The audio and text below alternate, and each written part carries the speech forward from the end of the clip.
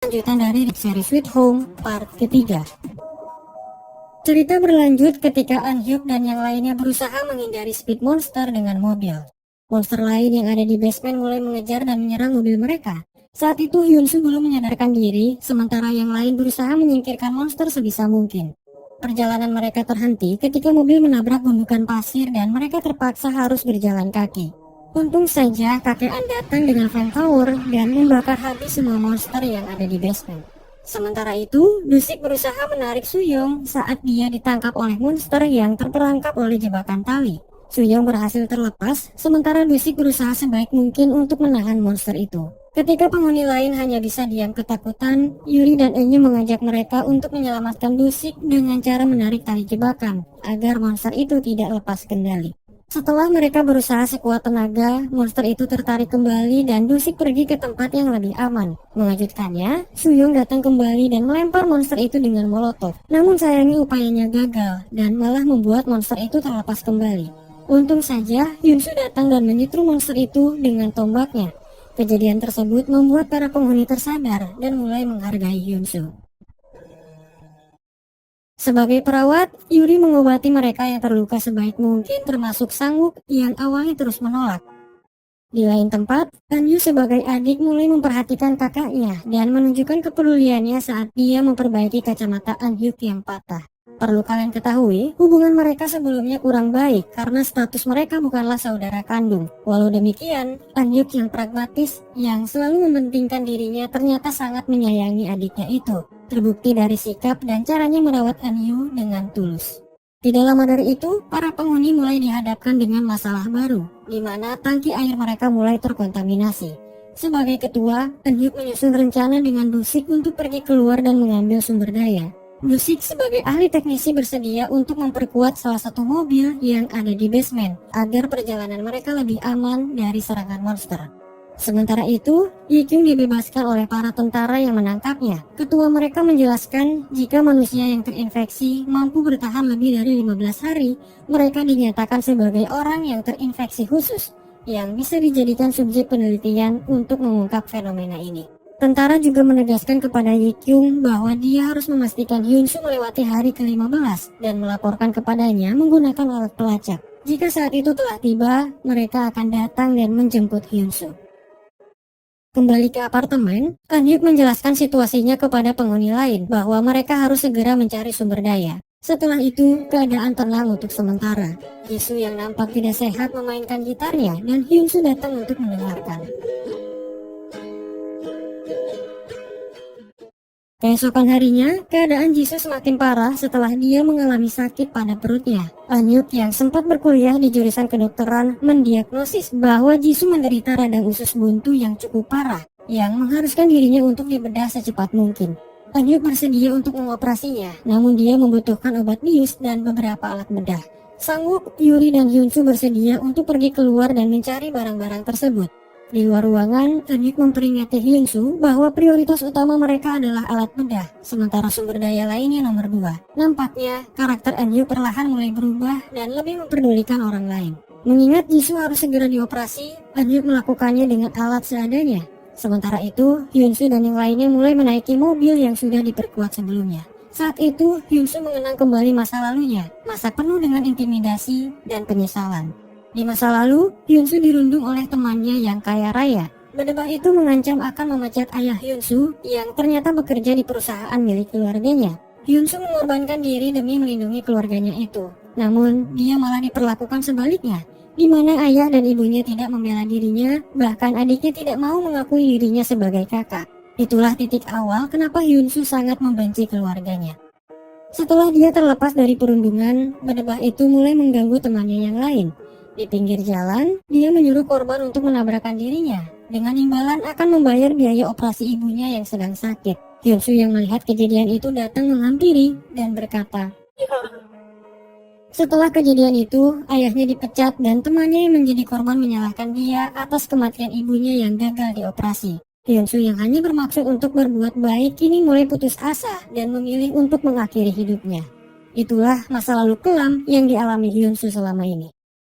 Kembali ke masa sekarang, Hyunsu mempersiapkan dirinya untuk menghadapi dunia luar. Ketika dia dan yang lainnya keluar dari apartemen, makhluk raksasa tiba-tiba menghantam sisi mobil dan menjatuhkannya. Menyadari rencana mereka gagal, Hyunsu bangkit untuk melawan monster tersebut yang pernah kita lihat sebelumnya. Namun, dia nampak lebih besar dan lebih tangguh. Kakek An datang dan melakukan yang terbaik untuk membantu, melemparkan molotov ke makhluk itu sampai akhirnya dia mengeluarkan banyak darah dari hidungnya. Pertanda bahwa dia juga sudah terinfeksi. Di saat-saat terakhir, kakek An berusaha untuk mengorbankan dirinya. Untungnya dia selamat karena Yikyung datang dan menabrak monster itu dengan mobil damkar. Monster steroid mulai menyerang dan berusaha menghancurkan mobil itu. Namun Yikyung tidak menyerah, dia mengambil ancang-ancang dan bersiap untuk menabraknya kembali. Sementara itu, Sanguk berusaha untuk menyelamatkan Yuri yang tidak menyadarkan diri. Ketika monster itu terkena ledakan mobil, Yikyung menabrak monster itu, mendorongnya dan membuatnya terjatuh ke arah konstruksi bangunan. Monster itu tidak bisa berkutik ketika tubuhnya tertusuk besi dan tertimpa lapisan dinding yang terbakar. Yikyung berhasil mengalahkan monster itu seorang diri. Dengan lenyapnya ancaman di luar, Hyunsu dan yang lainnya kembali masuk ke apartemen dan mobil damkar memasuk air bersih untuk para penghuni. Setelah itu, Yikyung menghampiri Hyunsu yang tertidur dan bertanya kepadanya saat dia terbangun, kapan kau berubah menjadi monster dan bagaimana caranya? Hyunsu menjawab bahwa dia hanya ingin hidup. Sungguh ironis, mengingat tujuan dia sebelumnya adalah mengakhiri hidupnya sendiri. Yikyung yang dilema akhirnya mengakui bahwa dia bertemu dengan tentara dan berjanji akan menyerahkan Hyunsu kepada mereka. Perasaan bersalah terus menghantui dirinya karena entah bagaimana nasib Hyunsu jika dia dijadikan subjek penelitian oleh para tentara itu. Di lain tempat, Ibu An, istri dari Sukyun, mengungkapkan bahwa dia telah terinfeksi. Meskipun dia bersedia pergi keluar, para penghuni lain sepakat untuk menempatkannya di ruang terpisah.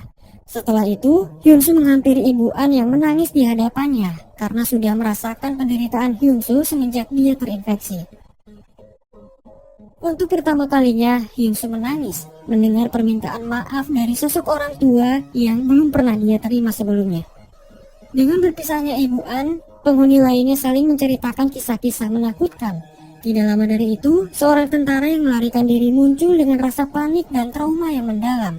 Setelah dia pingsan, Yikyung membawanya dan menahannya di ruangan lain.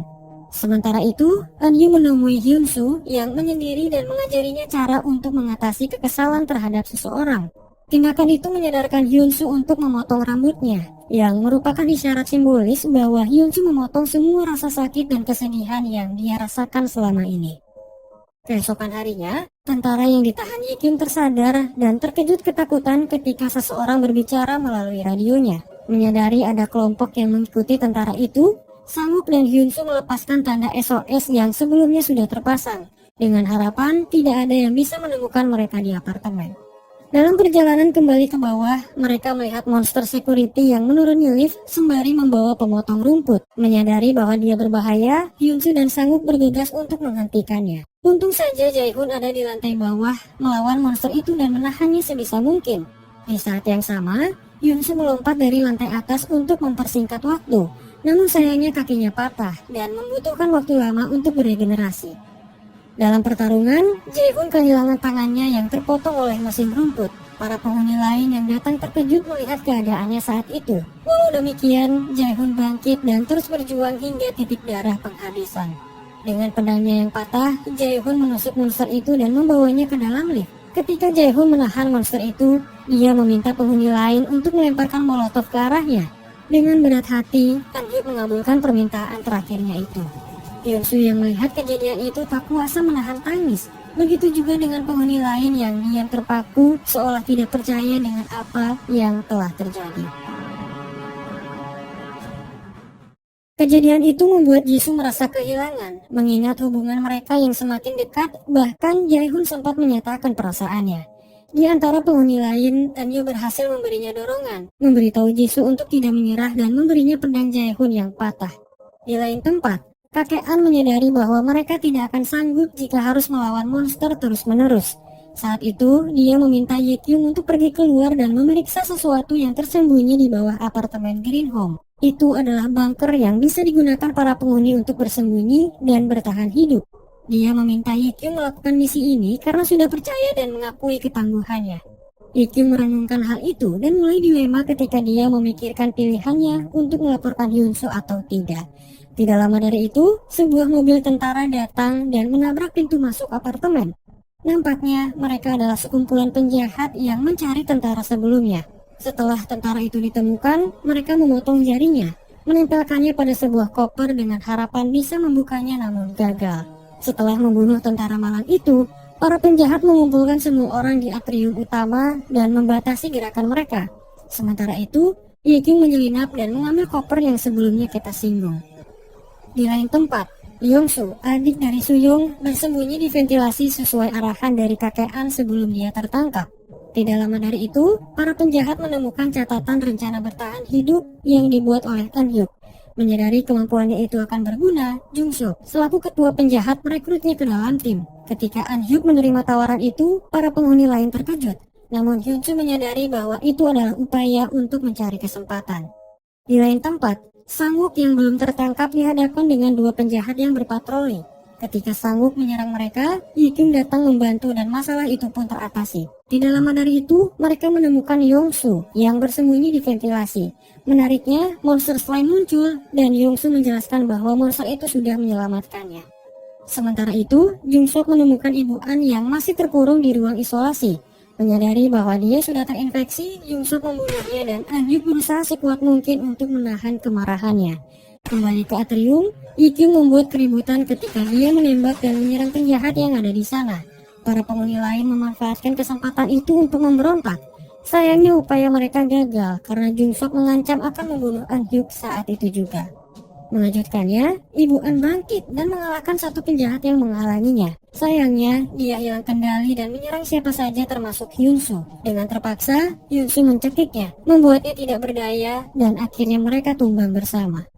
Setelah membakar tubuh Ibu An, para penjahat membawa Hyunsu ke atap karena menyadari ada sesuatu yang berbeda darinya. Dengan berkurangnya para penjaga, Yeking berhasil membebaskan para penghuni. Tidak lama dari itu, Rusik terdiam ketika darah mengalir dari hidungnya. Sementara itu, Hyunsu yang berada di atap akhirnya terbangun, di mana Jung-suk menembaknya saat dia berjalan ke arah pintu. Namun Hyunsu bangkit, menutup pintu itu dan berkata, tidak ada yang bisa turun. Ketika Jung-suk mengancamnya, salah satu pasukan menusuk lehernya, mengangkatnya ke atas dan menjatuhkannya. Ternyata, Jung-suk bukanlah ketua mereka yang sebenarnya, di mana dia hanya dipermainkan oleh pria yang satu ini. Nampaknya, dia adalah orang terinfeksi khusus yang memiliki kemampuan spesial dan memiliki nama Win Yong. Tidak lama dari itu, helikopter militer menjatuhkan selebaran yang berisi panduan untuk melaporkan mereka yang terinfeksi khusus atau spesial. Tentara menjamin akan melindungi pelapor dan memindahkan mereka ke tempat yang lebih aman. Tentu, itu adalah pilihan yang sangat menggiurkan bagi para penghuni di apartemen. Di saat yang sama, Win Yong, pria sebelumnya berusaha meyakinkan Hyunsu bahwa mereka harus bekerja sama untuk menghadapi dunia ini. Dunia di mana manusia sangat membenci keberadaan monster. Selebaran itu meyakinkan Hyunsu bahwa manusia pada akhirnya tidak akan menerima dirinya lagi. Ketika Hyunsu tiba di lantai bawah, dia meminta para penghuni untuk meletakkan senjatanya dan berkata kepada mereka bahwa Win Yong sama dengan dirinya. Dalam kilas balik, terungkap bahwa monster yang ada di tubuh Win Yong adalah parasit cair yang dapat berpindah tubuh. Setelah itu, Win Yong menjelaskan kepada Hyunsu bahwa mereka adalah bagian dari evolusi yang akan menggantikan keberadaan manusia di masa depan. Dia juga menegaskan bahwa monster dan manusia tidak akan bisa hidup berdampingan. Sementara itu, para penghuni menemukan monster slime dan membakarnya dalam ketakutan. Hyunsu menangis berusaha meyakinkan mereka bahwa monster itu baik. Namun mereka tidak mendengarnya. Hyunsu yang melihat kejadian itu semakin yakin bahwa monster memang tidak bisa hidup berdampingan dengan manusia. Di lain tempat, An Hyuk dan adiknya membahas selebaran militer yang dimana dia yakin bahwa itu adalah jebakan. Karena bagaimanapun, menjanjikan sesuatu di situasi yang tidak pasti terdengar seperti kebohongan. Setelah itu, An Hyuk dan Yekyung berbicara dengan Win Yong yang meminta maaf atas kekacauan yang dia perbuat sebelumnya. Sebagai gantinya, Win Yong memberikan sebuah informasi yang dia dengar dari militer, bahwasanya mereka akan menghabisi semua manusia, baik itu yang terinfeksi maupun tidak, jika mereka gagal menemukan solusi untuk mengatasi masalah ini. Setelah itu, Ikyu menunjukkan pelacak dan menjelaskan kepada Eun-hyuk bahwa militer akan datang jika dia mengaktifkan pelacak itu. Di saat yang sama, seorang penghuni melihat dan mendengar percakapan mereka. Di lain tempat, Sanguk membawa Yuri yang pingsan karena penyakit asmanya kambuh. Namun, Wimyo menghalangi mereka dan menjatuhkannya, mengira bahwa mereka akan pergi melapor kepada tentara. Hyunsu yang melihat kejadian itu membiarkan Sanguk pergi karena dia hanya bermaksud untuk membawa Yuri dan mencarikan inhaler untuknya. Tiba-tiba, Wimyo menembak mereka dari belakang, membanting Hyunsu dan menembak penghuni lain yang ada di sekitarnya. Hyunsu bangkit dan berusaha menghentikannya, namun sayang, Wimyo jauh lebih kuat darinya. Dengan tertawa, dia menjelaskan bahwa dirinya sempat merasuki Ibu An untuk sementara waktu. Hyunsu marah dan membiarkan infeksinya mengambil alih. Dengan sayap yang tumbuh dari lengannya, Hyunsu menyerang Wimyo dan membakarnya hingga menjadi abu. Ketika Hyunsu kehilangan kendali, Lusik menghampirinya, memeluknya dengan hangat dan membuatnya kembali tenang. Namun sayangnya, Lusik tertusuk berkali-kali oleh sayap yang dikeluarkan Hyunsu saat itu. Setelah kembali ke bentuk manusianya, Hyunsu menangis tak terkendali dalam pelukan Lusik. Ini adalah momen besar, mengingat kurangnya sosok ayah bagi Hyunsu di tahun-tahun terakhirnya. Dan saat itu, Lusik telah mengisi posisi tersebut. Setelah Lusik pergi, sesuatu di dalam diri Hyunsu berubah karena ingatannya telah hilang. Di luar apartemen, Yuri dan Sanguk saling mengucapkan selamat tinggal sebelum akhirnya mereka pergi untuk selamanya. Kesedihan terus berlanjut ketika kakek An meninggal dalam tidurnya karena sebuah penyakit yang dia derita selama ini. Saat dia dibawa untuk dikuburkan, para penghuni menemukan bunker bawah tanah yang nampaknya ditemukan kakek An saat dia bersusah payah mencarinya. Dan tidak lama dari itu, salju mulai turun pertanda bahwa musim dingin telah tiba. Sementara itu, monster Wimyo yang masih hidup pergi meninggalkan apartemen menggunakan mobil. Di malam hari, salju semakin pekat ketika tentara mengepung apartemen Green Home dan meminta para penghuni untuk segera menyerahkan orang yang terinfeksi. Ternyata, itu adalah perbuatan salah satu penghuni yang mengupik pembicaraan Eun-hyuk dan mengaktifkan pelacaknya. Para penghuni lain mencoba menghentikan Hyunsu saat dia berjalan keluar untuk menyerahkan dirinya. Sementara itu, di bunker, salah satu pasukan Jungsok tidak sengaja meledakkan granat yang membuat tentara melepaskan tembakan ke apartemen. Para penghuni berusaha melindungi diri dan bergegas menuju ruang bawah tanah. Namun Eun-hyuk tidak mengikuti mereka dan pergi menghampiri Hyunsu setelah meyakinkan adiknya bahwa dia akan segera kembali.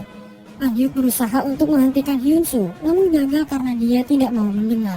Ketika Hyunsu berjalan keluar, kondisi apartemen semakin buruk dan akan segera runtuh. Eun-hyuk terus menangisi kakaknya yang tidak kembali saat pintu bunker terpaksa harus ditutup. Dengan air mata yang mengalir dan fakta bahwa dia sudah terinfeksi, Eun-hyuk tetap tinggal di gedung apartemen yang perlahan mulai runtuh.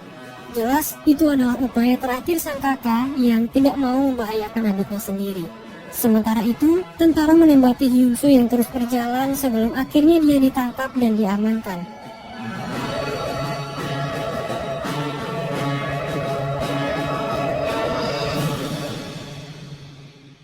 30 jam kemudian, sisa penghuni apartemen termasuk Anyu dan Jisoo diamankan oleh para tentara setelah mereka mencoba kabur lewat terowongan bawah tanah.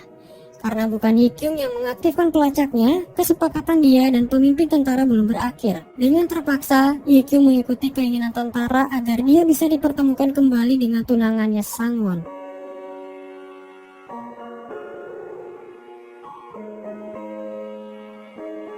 Menggunakan seragam militer, Yikyung pergi tanpa dijelaskan apa maksud dan tujuannya. Series ini berakhir dengan kemunculan pria mirip Sangwook di mobil militer yang membawa Hyunsu.